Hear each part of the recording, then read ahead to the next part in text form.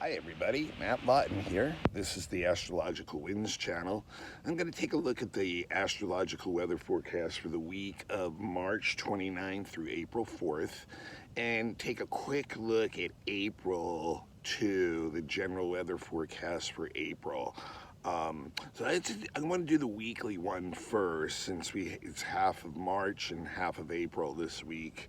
And this week has what I think like mainly there's a few different things happening, but Mercury is going to go into Aries and join the Aries parade over there with the Sun and Venus and Chiron and Ceres all hanging out over there too, as we remember from the full moon last week. The moon in Libra opposing all that stuff.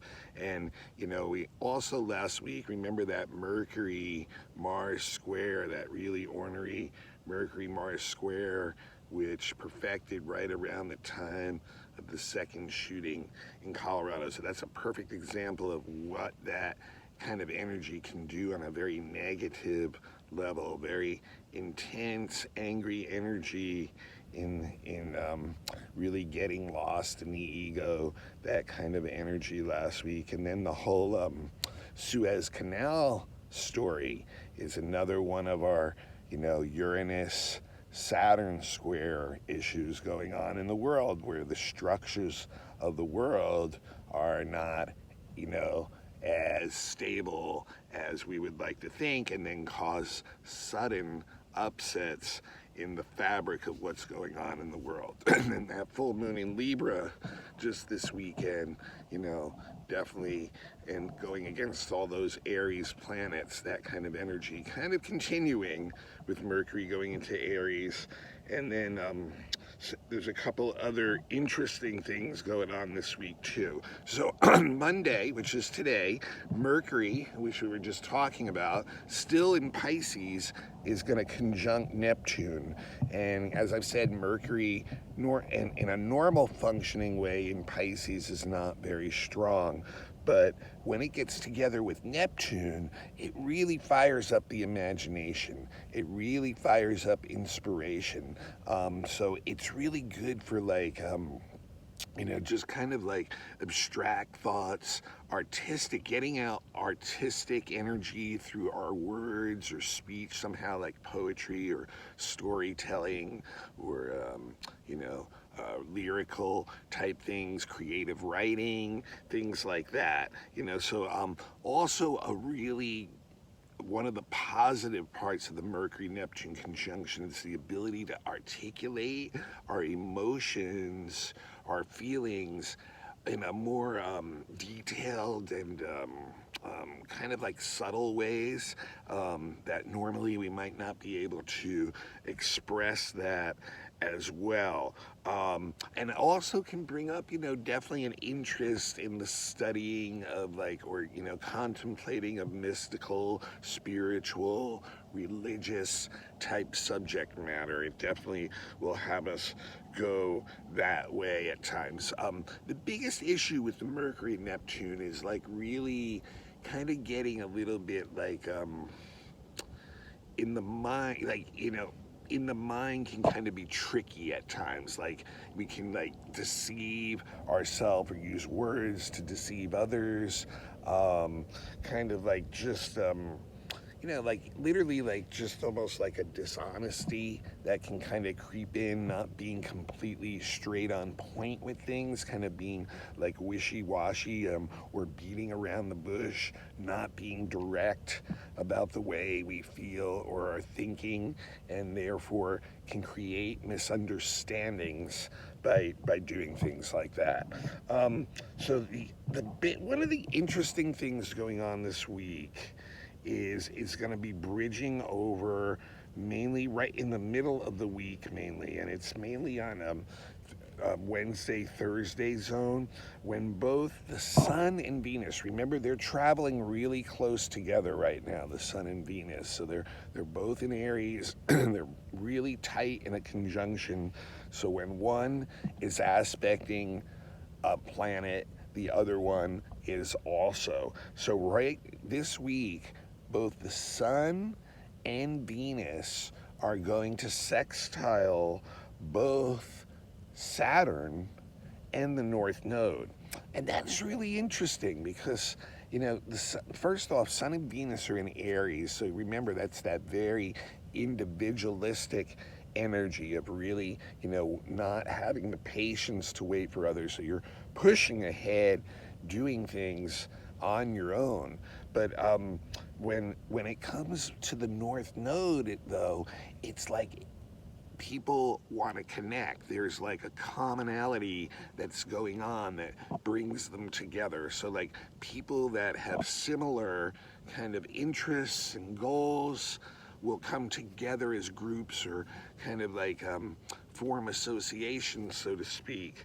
And so this week really gives opportunities to look for that in a very stable way. When you bring Saturn into it too, it can be serious, and it may want to cut through a lot of the fat and be like, hey, like these are, maybe people I can't associate with, and these are people I can associate with, and then really want to take those opportunities and stabilize and build a foundation for the ones that you do want to associate and share groups with. And there is this serious energy behind it too. It's not something like whimsical or fanciful. It's really like wanting to get down to business with people about that stuff. So, but it's not easy though either, because I'll tell you why. Like Venus and the Sun are sitting on the midpoint of the North Node and Saturn. Right now, the Saturn and the North Node are both in air, so they're trining one another. Saturn in Aquarius, very strong, and wanting to create new structures, wanting to come together in that Aquarian energy with others who want to improve things in a practical, methodical, and strengthening and bonding way. And so it's kind of interesting because, then the North Node's in Gemini, and as I've been saying for about a year now, it really wants that connection. That's where the pull is for us to all connect on that local level of sharing the information, really, getting through and doing things together and focusing on that local level. So, but when the Sun and Venus get on the midpoint, thankfully in this case a sextile on each, it can also make us do a sober look at these relationships and decide which ones are worthy and which are not. And that may mean some separations too. And remember, the North Node is a dharmic point too, so some of those separations can be like forced upon us too. We may actually, lose a loved one or something like that, or something that we love, something that we have to kind of give up. But it also, and you bring in the Venus part too, and it can kind of get personal. It can definitely make like your one-on-one relationships, romantic relationships, kind of, maybe feel a bit inhibited or blocked somehow, or needing to get through some next barrier, some kind of difficulty that it needs to get through, and, hopefully will get through. But, sometimes it is a separation energy too. And sometimes too, it's a time where it's good just maybe to seek some kind of seclusion for a little while, and that's all the separation that you'll be required. You'll be like honoring that energy. So that energy really going on midweek, and at the same time, very interesting, Mercury is hitting the midpoint of the Saturn-Uranus square. So here we go, we have a shipping issue, which is what Mercury is all about, right? Blocking the Suez Canal, which is like one of the structures that the world's trade really is dependent upon. And now we have an accident. Uranus comes very suddenly, where a ship is blocking the whole canal. So you can see that is like Mercury on the midpoint of the Uranus-Saturn square. So it can, but on a personal level, you're looking at it like stressing your system out, your nervous system, your mind, just like with the rapid change going on in the structures of our lives, this can kind of make us edgy, so it's something where we, want to like try to make sure that we're, taking care of our nervous systems, basically, breathing deeply, slowing down, meditating, taking herbs that are calming or other things, doing things that calm us down, So want to make sure on that level that we're working with that. But also, when Mercury gets on that midpoint like that, it can also create like a lot of like verbal battles of wits or wills. But it's interesting, because it's like, it can have us like look at a lot of this stuff ourselves and really, see how we're creating our own resistance and inhibitions and stuff. But once again, it's another separating energy at times too, because Mercury with Saturn is just wanting to cut through the fat and stuff. So it's going to join that Saturn energy of the Sun Venus and be like, okay, I'm going to put my mind on this too, my intellect on this too. And like it, it can really like end up getting into some intense resisting battles of wills where you're finally may say to yourself, this just isn't worth it to me anymore, so very interesting on that level. And then like, that's the Uranus move too, because it'll bring that edginess in and make people may quickly jump and do something very impulsively when they're feeling stuck like that. It's interesting too, at the same time, it's also hitting Pluto up. It's not only on the midpoint of the two of them, but it's also sextiling Pluto. So what's interesting about that is it is going to give us some deep insight into our own psyche and into the psyche of others, and we can have some like really intense emotional experiences with others that can really like, create a new place where we can bring the depth of certain relationships. So, and even with it in the relationships of ourselves, in the honesty of the self who we are. So very interesting energy going on in the middle of the week, just really, these things like all combining together, like, structures falling, looking at opportunities to build new ones with people that you're on the same page with and have that right attitude too. So very, very interesting energy. And so then on the weekend, Mercury is going to join the Aries parade. And so when Mercury goes into Aries, it's like very headstrong. Aries is headstrong energy. Mercury is all about the brain, the head, whatever. But it really gives us an independence with our thought processes. And we're very, very apt to have very quick thoughts too, sometimes maybe too quick, maybe sometimes too impulsive, jump to conclusions too quickly, may make some mistakes, impatient with others, and it can come through in our speech, those type of things. So it's an interesting position because Mercury can get really subjective, a little bit defensive, that kind of thing. So very interesting energy going on there this week. And then right on Sunday also, Venus is conjunct Ceres on Sunday too, which is a nice energy, just where we can bring like nurturing energy to our family and to anyone we consider our family, close friends, that kind of thing.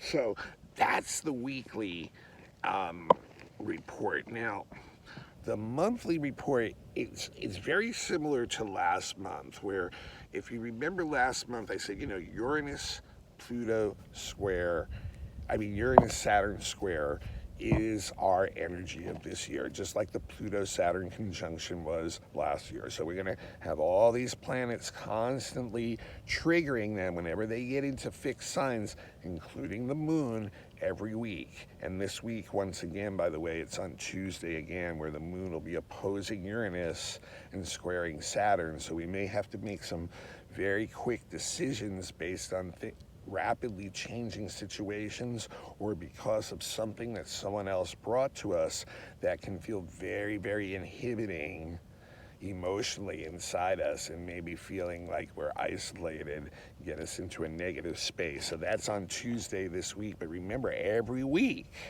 moon is going to hit that Uranus Saturn square and trigger it. And the other planets, when they go through those early fixed signs, are going to hit them hard too, and just trigger that energy over and over and over again. So that, we have going all year. But what's interesting about this month, like I said, last month we had this, I said, one really big event.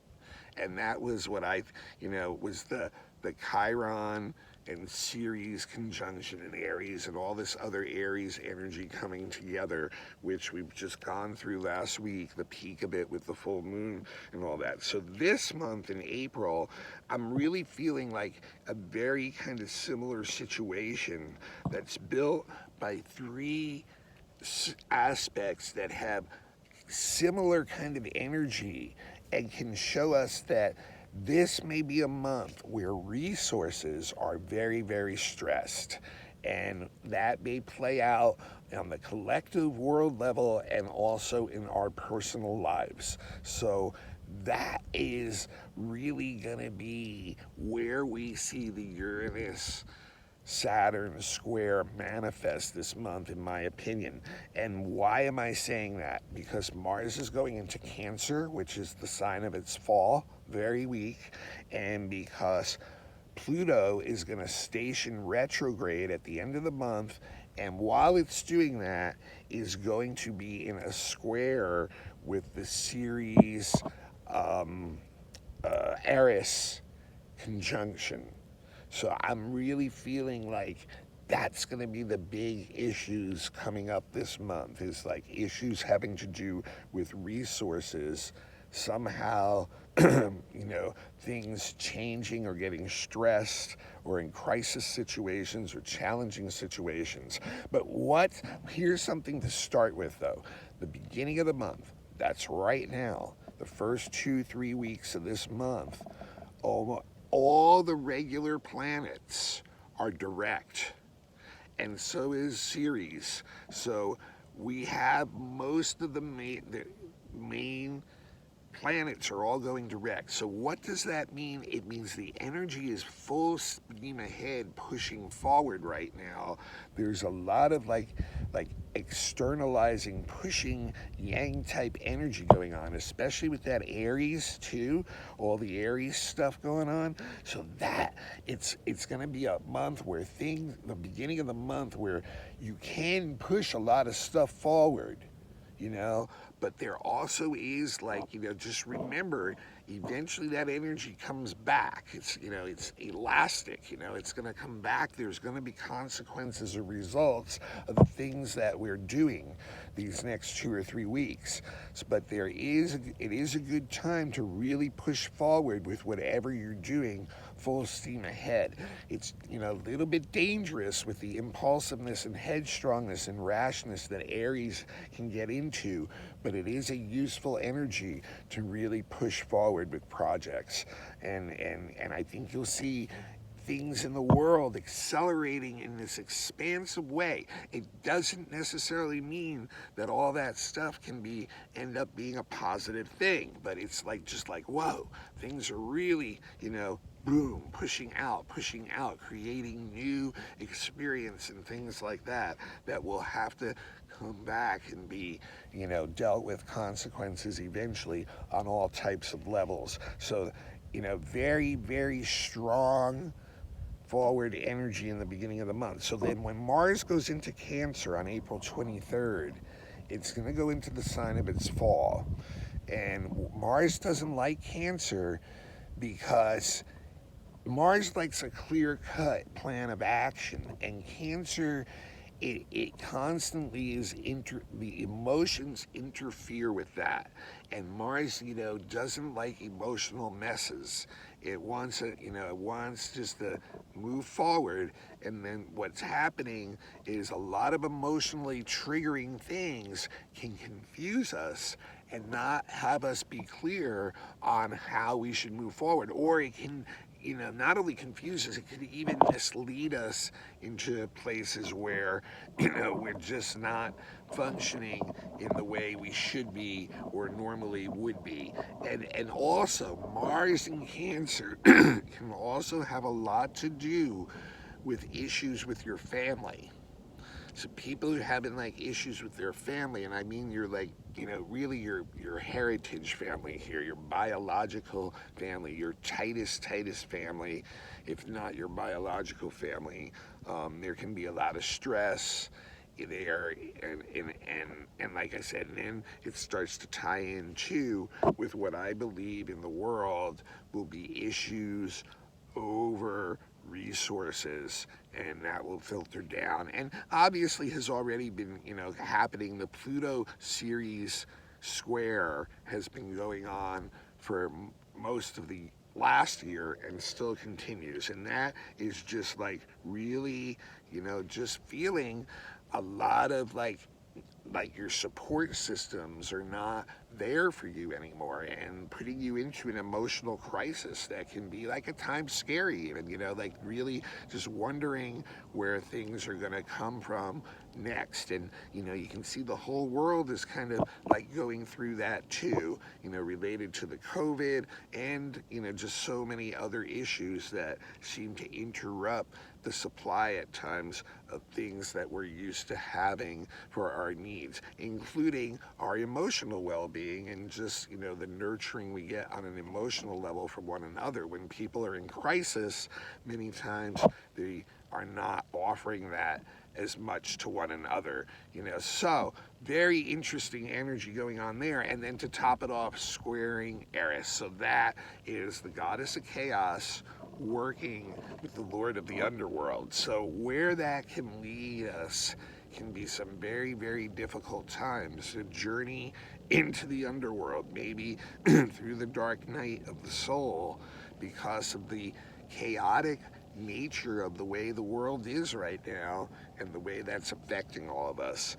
So my suspicion is that a lot of this may have to do with resources this month. And and we already can see there's already one triggering possible event of that, with the canal, the Suez Canal being blocked right now, and not the ability of other container ships to get through to Europe from the Far East. So some interesting energy we'll be dealing with this month. And remember, it's always going to tie back into that Uranus-Saturn thing going on of the structures falling apart, things rapidly changing, new things falling in. Maybe they last, maybe they don't. So a lot of change, a lot of chaos going on in the world, and of course it's filtering down into our lives too. But this, going back to this week, like I said, a real good chance to build opportunities up in stability with groups that you associate well with and feel like you're getting that kind of stability from. So all right, this is Matt Lawton. This is the Astrological Winds channel. It is on YouTube. Become a follower. Turn on your notifications. You have to have a YouTube account too, and then you'll never miss it. It's also on Spotify, a lot of other podcasts too. Just search the Astrological Winds channel. My email is matthuey823@gmail.com. That's also my Zelle account. If people like to send a donation, you're welcome to. I won't say no to donations. This is a free service. What I do ask you to do, if you know anyone who's interested in astrology, please give them the link, have them check it out. Getting a lot of positive responses. It's growing and growing. I feel like we have a nice little community in a way. I hear from a lot of you guys, and I really appreciate it. Love to do a reading for you: natal reading, predictive reading, relationship reading, election chart, horary, fixed stars, astrocartography, relocation, any of that stuff. I'm available for all those things.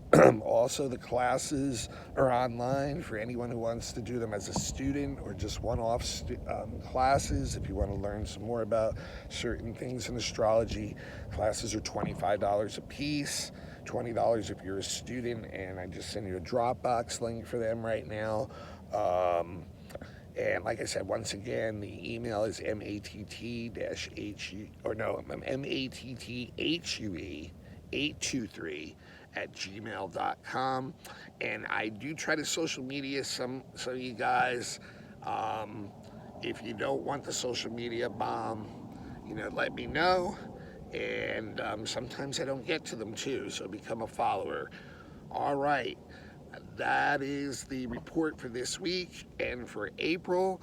And, go out there and see if you can find those groups that you can make those connections with and build some stable base with. All right, until next week, this is Matt Lawton. This is the Astrological Winds channel.